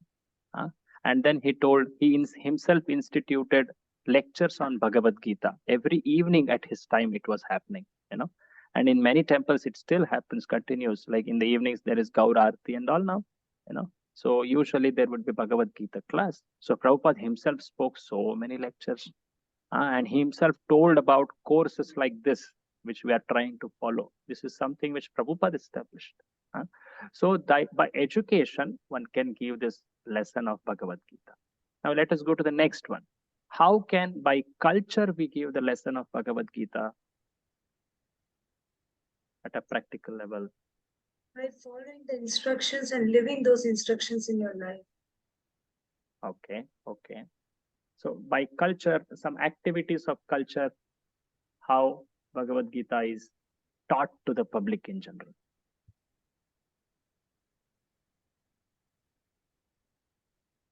So what is comprised in the culture? How do we exhibit culture? How does ISKCON Devotional exhibit culture? services, Prabhuji. Devotional service is coming next. I'm telling culture means, say, suppose Yes, food and The way, food. Very good. Food. You offer Krishna in Bhagavad Gita. It's told about food. So you offer the food, the kind of food which is served, prasad. Yes. Then anything more? doing yagna, dan, tap. Okay. There are art forms, is it not? There are different theatrical expressions, dramas, is it not? This is all culture. By the yes, food also comes in. food also comes very much. Food is very important part of culture. Dress, is it not? The way one speaks, the way one dresses, the art forms are different. All these also actually exhibitions of culture.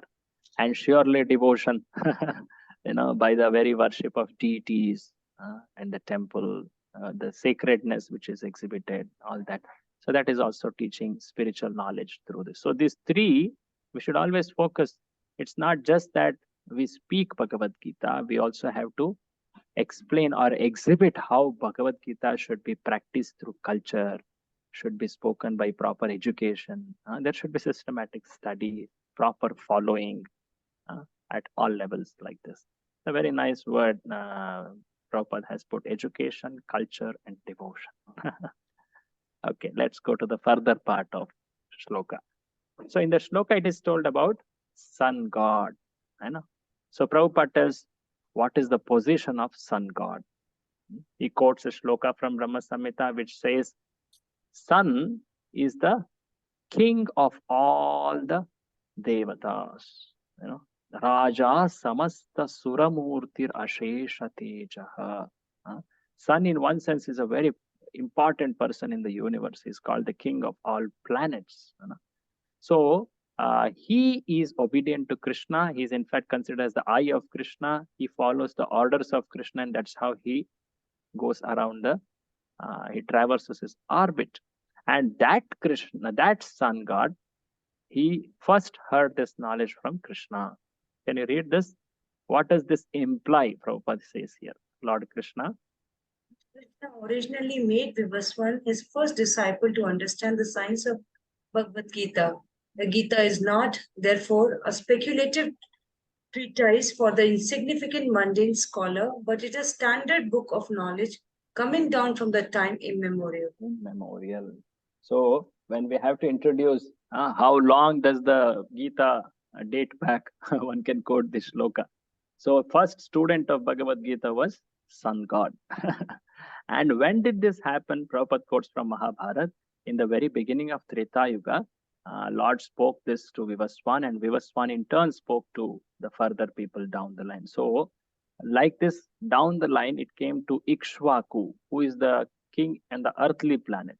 So in that sense, all the others are in the higher realms, the sun god, the Manu, all of them are in the higher planets, like say Bhuvarloka, Janaloka, Swargaloka, all that. But Bhuloka, that is Ikshvaku. So Bhagavad Gita existed in human society from the time of Ikshvaku. And Prabhupada really goes to calculate how long, how many years before was Bhagavad Gita first spoken or first received by humans.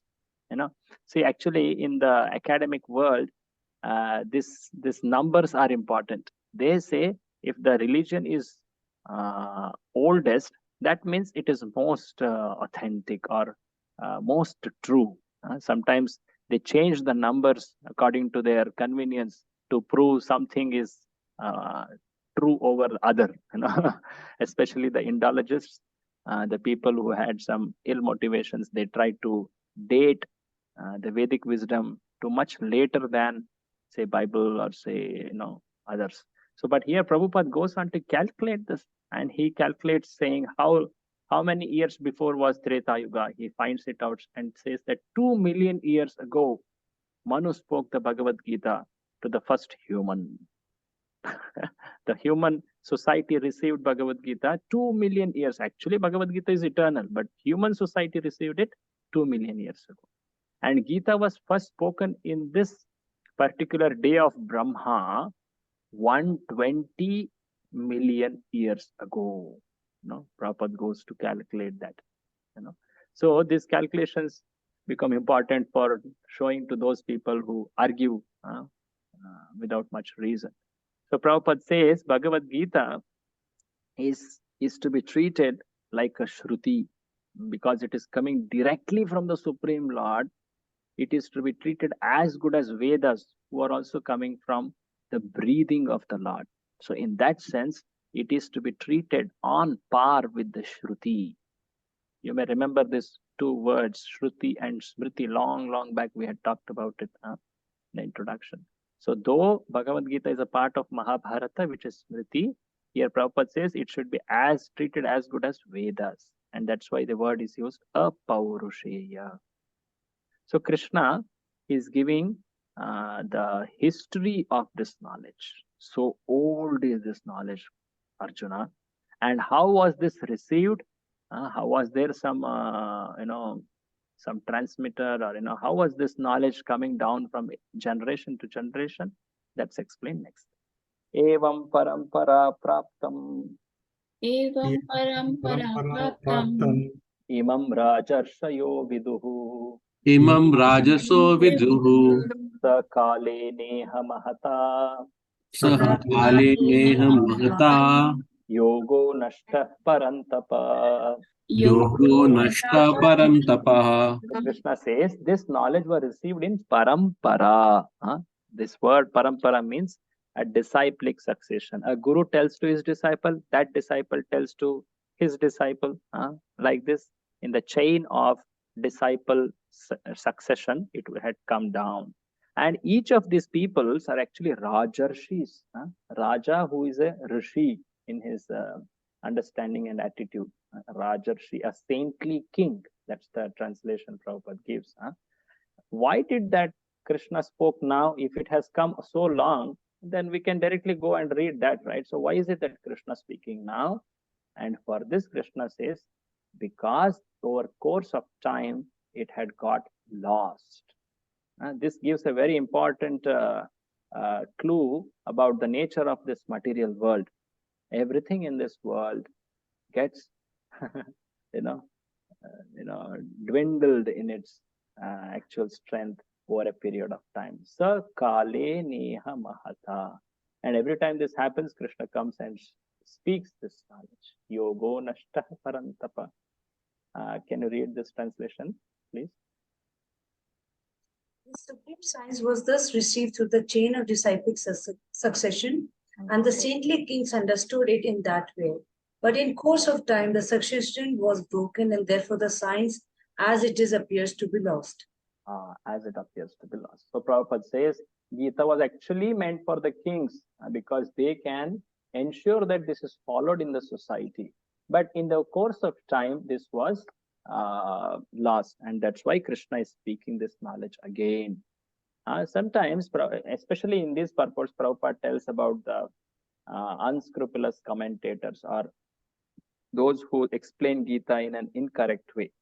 So Prabhupada tells, as soon as the original purpose was scattered by motives of unscrupulous commentators, there arose the need to re-establish the parampara, the succession. Therefore, Krishna, he spoke this.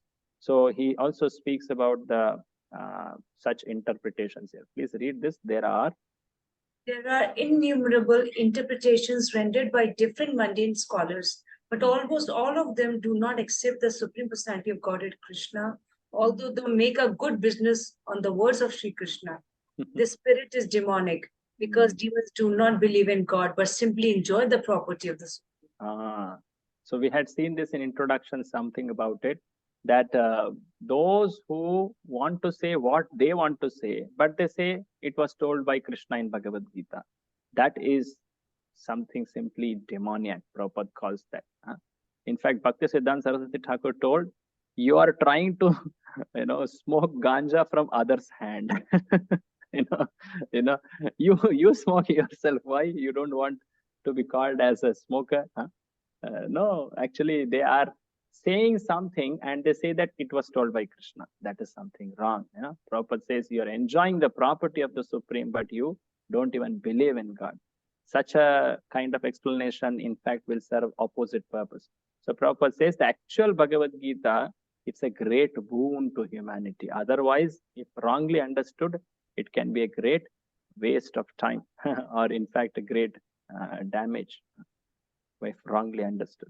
So going ahead, Krishna also tells Arjuna, why is it that I told to you specifically? You know, earlier I spoke to so many kings. Why not anyone else? Why you are only specifically chosen, you know? And here he says that qualification.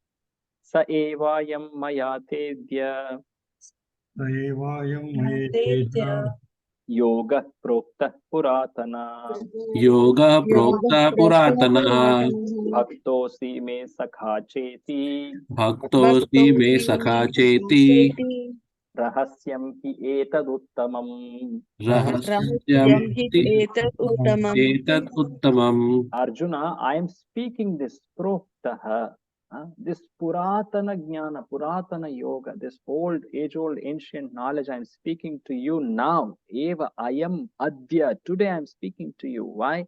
Why is it that I have chosen you? Because you are my bhakta and you are my sakha. Very specifically, I have spoken this most secret knowledge, uttama knowledge, best knowledge to you because you are my devotee and my friend.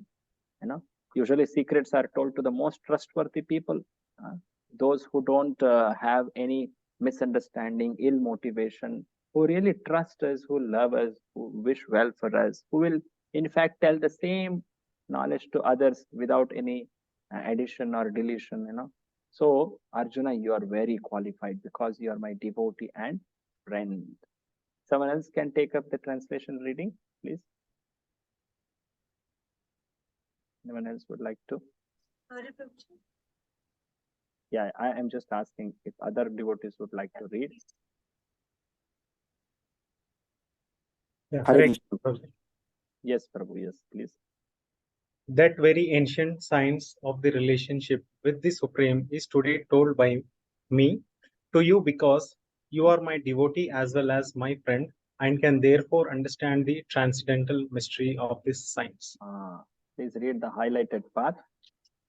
There are two classes of men, namely the devotee and the demon. The Lord selected Arjuna as the recipient of this great science, owing to his being a devotee of the Lord. Little below, commentation. Commentation by the devotees is real, whereas that of the demons is useless. Arjuna accepts Sri Krishna as the Supreme Personality of the Godhead, and any commentary on the Gita following in the footsteps of Arjuna is real devotional service to the cause of this great science. The demonic, however, do not accept Lord Krishna as he is. Instead, they concoct something about Krishna and mislead general readers from the path of Krishna's instructions. So, Krishna's message can be properly understood if we understand as Arjuna understood it, because Arjuna was there physically in presence in front of Krishna, and the way he understood is the highest understanding, and one should follow in the footsteps of Arjuna, as Arjuna's followers have explained, as devotees explain. So now Arjuna gets a question, very logical question. Let's see what is that. Arjuna uvacha. Arjuna Uvacha Aparam bhavato janma. Aparam Bhavato Janma Param janma vivasvataha. Param Janma Vivasataha Kathametad vijaniyam. Katametva Idat Vijaniyam Pamadau proktavan iti. Pamadau Proktavaniti. So what's the question? Hey Krishna, bhavataha means one who is in front. He's called bhavataha. You, that's the second, dvitiya purusha. Bhavataha. You are apara. Apara means you are junior. Whereas Vivaswan, who is sun god, he's para. Para means he's senior by age. He is so old. Katham etad vijaniyan. How can I understand this, that you spoke in the beginning to such a senior, such a old sun god? A very logical question. Huh? And though he knows why, or how is that possible, he is asking this question for a very specific reason. Please read the translation, Prabhu. Translation, Arjuna said, the sun god Vivaswan is senior by birth to you. How am I to understand that in the beginning you instructed this science to him? See, very interesting. He got a question and he's directly asking. He's not holding in his mind, maybe Krishna is trying to fool me that he spoke this long back. Who will believe this? He did not have that kind of understanding. He clarified immediately. This attitude is very good in spiritual life, especially that we clarify any doubts which linger in our mind. And just see how is he asking. Is there something to learn the way he is asking? Someone please notice that question which is translated by Prabhupada.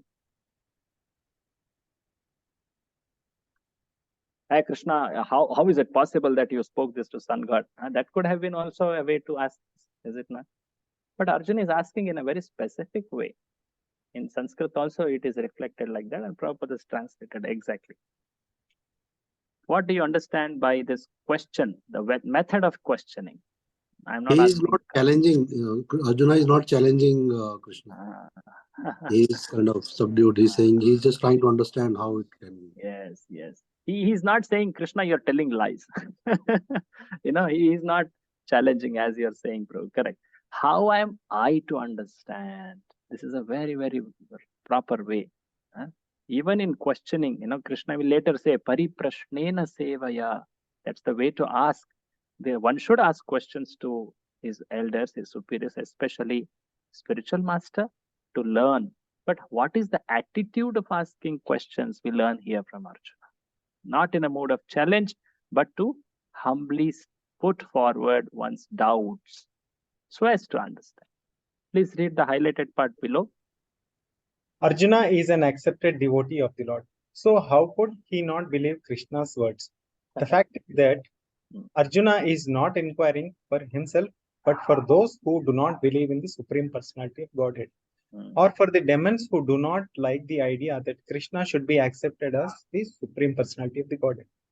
For them only, Arjuna inquires on this point, as if he were himself not aware of the personality of the Godhead or Krishna. So he's presenting it so that all those other people, especially those who do not believe, they can understand. And he wants it from the mouth of Krishna. Please read this also. Since Krishna is the authority accepted by all, Arjuna put this question before him in order that Krishna would describe himself without being depicted by the demons, who always try to distort him in a way understandable to demons and their followers. It is necessary that everyone, for his own interest, know the signs of Krishna. Therefore, when Krishna himself speaks about himself, it is auspicious for all the worlds. You don't see in Bhagavadgita Krishna telling, hey, I am Bhagavan, I am speaking this, so you should accept. Krishna doesn't speak like that. In fact, he's so reserved in putting forward his superior position. It is Arjuna's question which, due to which Krishna had to say this ahead. He is going to say, how is he superior to all the jivas? What is his spiritual position? See, Krishna, when he has to say about himself, at max, he spoke Bhagavadgita, which is 700 verses.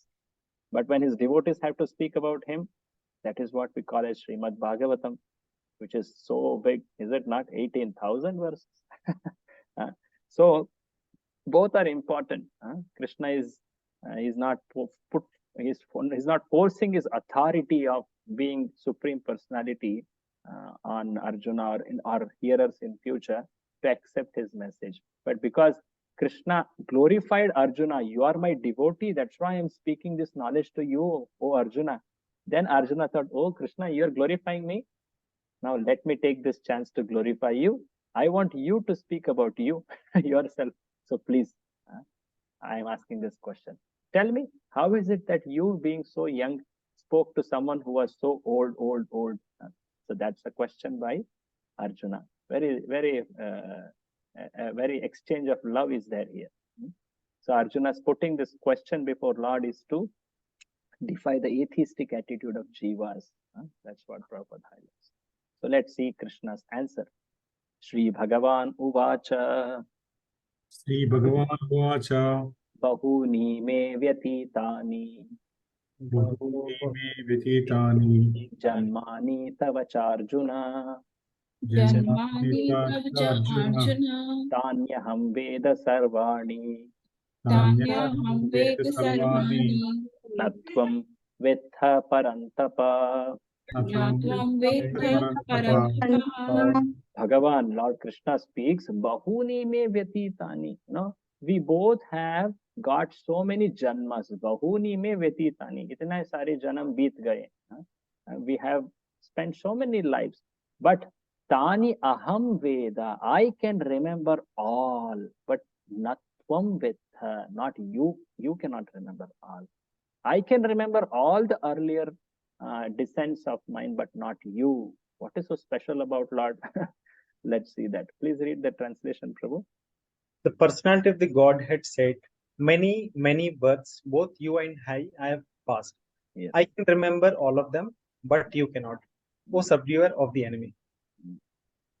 So, in the purport, Prabhupada brings out some shlokas from Brahma Samhita, one telling about how Krishna is absolute, is original, is infallible, is anadi, without beginning, is the Parama Purana Purushaha, Nava Yauvana, all this shloka.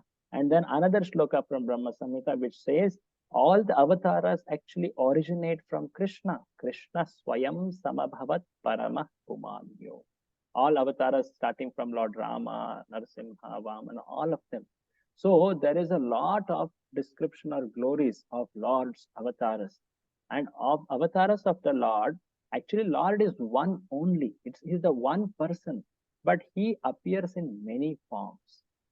How to understand this? For that, there is an example. In the traditional society, we see this. There is a stone called Vaidurya. The stone's speciality is you turn it differently, it can show different colors, something like a prism. It can change the color. So similarly, the one Supreme Lord, he manifested different forms. Or some jiva wanted to exchange rasa as Lord Rama exhibits rasa. Some jiva wanted to exchange rasa as Narasimha exhibits rasa. So Lord, that one Supreme Lord Krishna, he manifested different forms. He exhibited himself in different forms. And all these forms are eternal forms. They have to be studied, understood like this. And Krishna gives a very interesting analogy here. Please read this. Whenever the Lord incarnates, Whenever the Lord incarnates, the associate devotees also incarnate in order to serve the Lord in different capacities. Arjuna is one of these devotees, and in his verse, it is understood that some millions of years ago, when Lord Krishna spoke the Bhagavadgita to the sun god Vivaswan, Arjuna in a different capacity was also present. But the difference between the Lord and Arjuna is that the Lord remembered the incident, whereas Arjuna could not remember. That is the difference between the part and parcel living entity and the Supreme Lord. Although Arjuna is addressed herein as the mighty hero who could subdue the enemies, he is unable to recall what had happened in his various past births. Therefore, a living entity, however great he may be in the material estimation, can never equal the Supreme Lord. So Arjuna, though he is a liberated personality, he is an eternal person, pure devotee of the Lord, yet he is not able to recollect all his earlier appearances with the Lord. So when Lord came to speak this knowledge to Vivaswan, then Arjuna also was there. Prabhupada says it here. But Arjuna is not able to recollect because the Lord being a Vibhu, he can remember all. And Jiva, because of his very position, he is infinitesimal, he cannot. So Prabhupada says, therefore, the Jiva can never be equal to God in any respect, be it in conditioned state or be it in liberated state. The Lord always has spiritual body. In fact, there is no difference between his body and soul. Conditioned souls, they have, there is material body and there is spirit soul within. So how could someone, actually dare to understand this fact? It's not very easily understandable.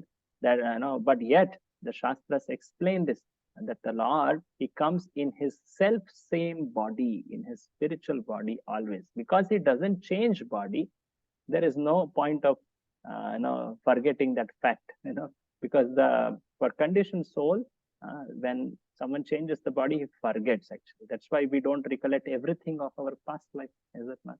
Especially as conditioned souls. So that defect is not there in Supreme Lord. That's the point here is told. In fact, Krishna goes on to say something more about his own self, establishing his superiority over the Supreme Jivas in general. Ajopi san avyayatma. Ajopi Bhutanam ishvaropi san. Prakritim swam adhishthaya. Sambhavam mayaya. So Krishna says, I am Ajaha, unborn. I am Avyayatma. My body, here Atma can mean body or soul also, especially here body it means. My body doesn't get destroyed.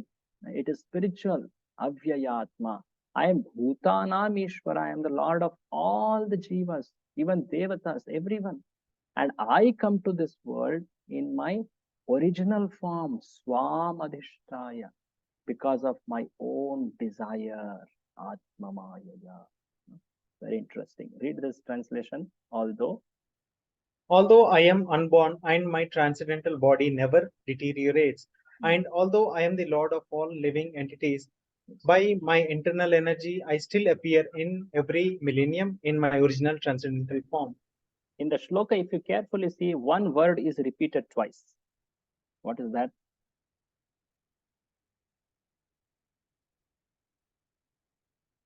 Did you notice? One word is repeated twice. Transcendental form. Okay. Now, api, okay, api is there. Api is repeated. Api is repeated. Okay, there is one more. Api actually is a joining statement, but like that. So transcendental Sun. form or transcendental body. Sun. Sun actually means although. Although, what is it? Being so. Being so means Lord is telling, even though I am Ajaha, I am Avyayatma, I am Bhutanam Ishvaraha, still I come to this world.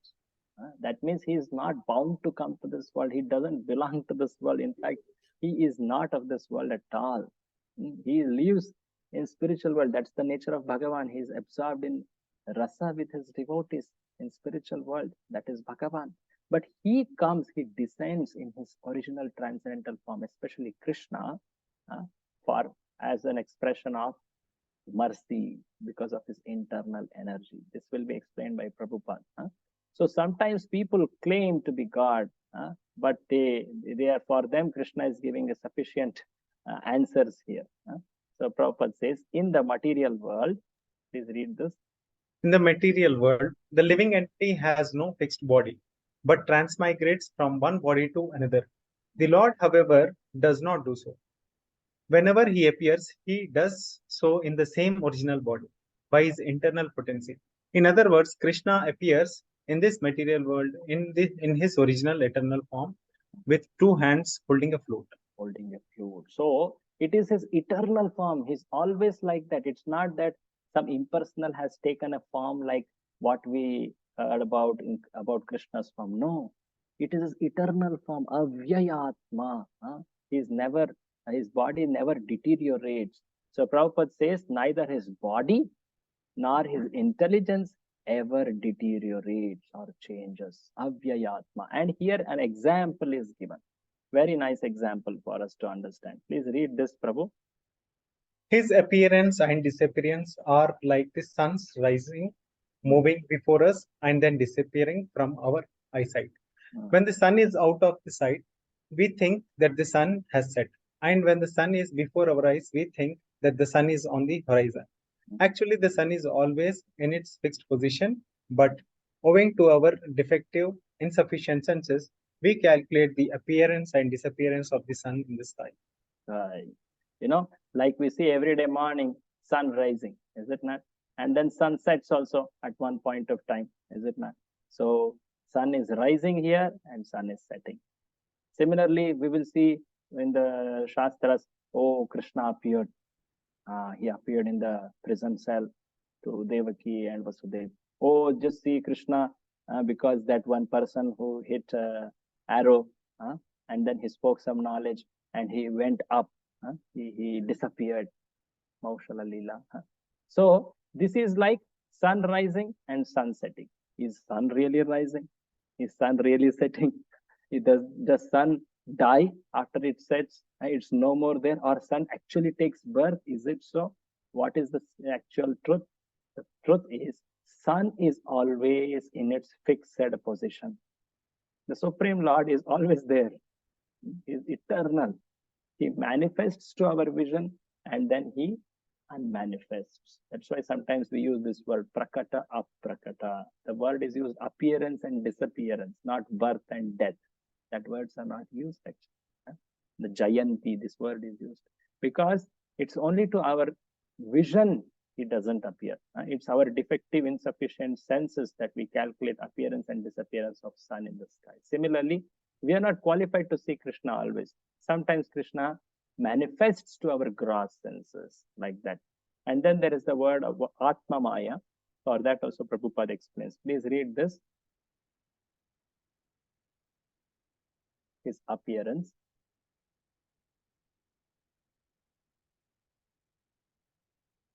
Kindly someone read.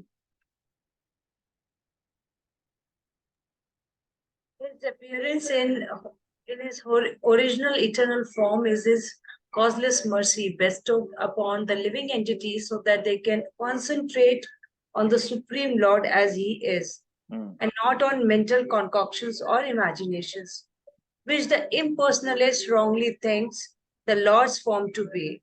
The word Maya or Atma Maya refers to the Lord's causeless mercy according to the Vishwakosha dictionary.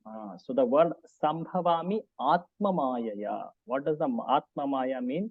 It doesn't mean that he comes, he's a Maya. No, that's not the meaning. The Maya, Atma Maya means causeless mercy. It also means internal energy. So this is how one understands the Tattva of Krishna. Ajaha, Avyayatma, Bhutanam Ishvaraha. And yet he comes to this world because he comes out of his own will. By his mercy he comes. He has all freedom. He's never forced to take birth like by the acts of karma or so. No. Now, what does it do when he comes? Are there some specific set of functions? That will be explained in the next shloka, which we will take in the next session. Okay. So what did we see today? We saw Arjuna aspect. Krishna started describing the history of Gita. While explaining the history of Gita, he told that he spoke this knowledge first to sun god, and later somehow, in that lineage it came. And because that knowledge got lost over course of time, he spoke this knowledge again. And he specifically chose Arjuna because he is a devotee and a friend. Now Arjuna got a doubt. What was the doubt? What was the question? How he spoke to sun god as he is young and sun god is too older. He is so old, he's so ancient. For that, Krishna started telling about his spiritual position, how he is the Supreme Lord who never forgets, who every time in many, many forms he comes to this world. And Arjuna might have also come along with Krishna. He surely has come because he's an eternal associate. But Lord remembers everything, but not the Jiva. And then in this shloka, which is 6.1, Krishna specifically told, now he has come out of causeless mercy in his original eternal form. And whatever the activities, whatever the purposes he accomplishes when he comes, that is coming from the next shloka. Very famous shlokas of Gita, they are Yada Yada Hi Dharmasya, all that. So we will see them in our next session. We don't have next session immediately, that is on next Friday, because that was already declared due to the Dasara festival. Prabhu had told many devotees might be traveling and they may have some ceremonies or festivals at home. So we are not having classes on next Friday and Monday. Am I right? Yes, Prabhuji. Yeah. Okay. It is already conveyed, I hope. And we will meet next Friday. Next to next Friday. That's next week's Friday. That's 27th. Prabhuji, Wednesday we are meeting now. This Wednesday. Next Wednesday after the Shera, I think. Are you sure? I was not. Not sure, Prabhuji. I might. I need to check the dates actually. No, we are having classes on Wednesdays following that week. On 1st and 8th. Okay, 1st November we have class, right? After that we are. No, before that 27th October we have class. That is next week's Friday. Okay. Next week Friday, not Wednesday. Not Okay. Okay, Prabhuji. And then following week we have 3 days class actually to make up Yes. those days. So we'll try to do something good at that time. We'll make use of that time. So thank you very much. Wish you all happy Dashera, Ramachandra, Vijayotsava. And there are many ways to say that I don't know in local ceremonies or traditions. So thank you very much. We will meet on next 27th, and we also have shloka test. Please do remember that and come prepared. 6 shlokas, translations also in that. We will prompt you with the first word of the shloka. You have to complete it and say the translation in your own words, but the entire meaning should be there. We will do that in the next session onwards. Thank you. Srimad Bhagavadgita ki jai. Prabhupada ki. Jai. Hare Krishna, Prabhuji. Hare Krishna, Thank you, meaning Prabhuji. Prabhuji. Sorry. Yes. Prabhuji, we need to learn word to word meaning, Prabhuji, for No, shloka word test, to word Prabhuji. meaning is not necessary. He asked me, and I was also surprised with that answer. Did you do that like that in the earlier test? Yes, Prabhuji, he asked many words in between. Yes, Prabhuji. Anantakuba Prabhu is a very good teacher, a very good examiner. But I will not be. So I only want to know very clear.